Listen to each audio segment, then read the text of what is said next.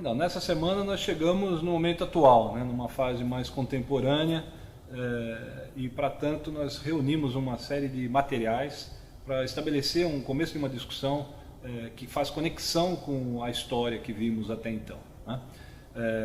Para essa finalidade nós selecionamos um artigo da Heinz de 89, um artigo importante, é um artigo escrito em inglês, mas ele tem uma certa densidade em relação à conexão que pretende ser feita agora, e tem um estímulo fundamental para o desenvolvimento da quarta fase do jogo Débora, né, que é a fase da contabilidade contemporânea.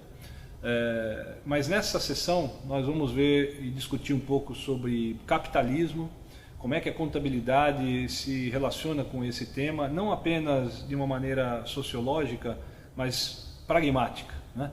De que forma regulação contábil, de que forma auditoria, que são temas vigentes hoje, se relacionam com essa questão.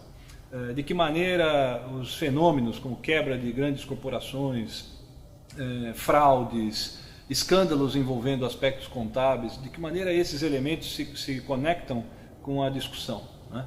E mais do que isso, nós vamos ser convidados a pensar, mesmo dentro das nossas limitações, dentro desse programa, desse curso, o que é contabilidade, de fato.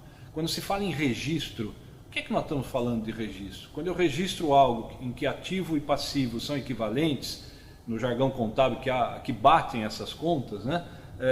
Eu tenho uma noção de exatidão numérica muito grande, que pode cortinar, né? Que pode deixar não tão transparente o que de fato eu tenho por trás daquelas métricas. Por exemplo, se eu tenho um grande executivo de uma empresa que trabalha por um salário mínimo, o que isso significa numa perspectiva de uma despesa de salário na contabilidade, o que significa isso como ativo do negócio? Então são elementos que podem deixar transparecer que a contabilidade tem uma exatidão e garanta um determinado tipo de registro e que precisa ser visto de uma maneira mais crítica.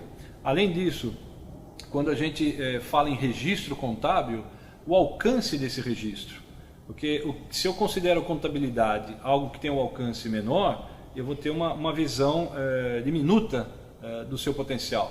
Quando eu registro que eu vendi uma mercadoria para um determinado cliente, eu registro apenas a transação fiscal e aqueles valores que estão constantes na nota fiscal, eu estou registrando ou deveria registrar a satisfação com a transação, a satisfação que o cliente tem em relação àquele fenômeno. Quer dizer, são coisas que estão no alcance da contabilidade, mas o que se convenciona chamar de contabilidade de registro contábil nem sempre é suficientemente robusto para olhar isso.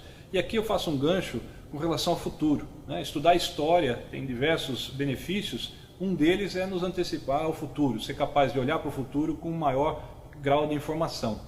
E dado o contexto que temos hoje, da evolução da nossa sociedade, da evolução das transações econômicas, da evolução dos mercados, da evolução tecnológica, para citar algumas apenas, a gente consegue imaginar a diferença que temos diante de nós ao olharmos uma contabilidade que foi feita com base em barro, em argila, né, tentando preservar a natureza de uma transação, e o que eu posso fazer hoje com um potencial computacional infinitamente superior ao que se possa imaginar, né? Quer dizer, o que isso garante de potencial de processamento para a contabilidade, né, para o futuro?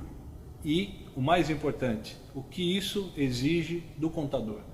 Como é que a gente pode formar esse profissional com essas competências, com essas características? Então, tudo isso na sessão que vamos começar agora.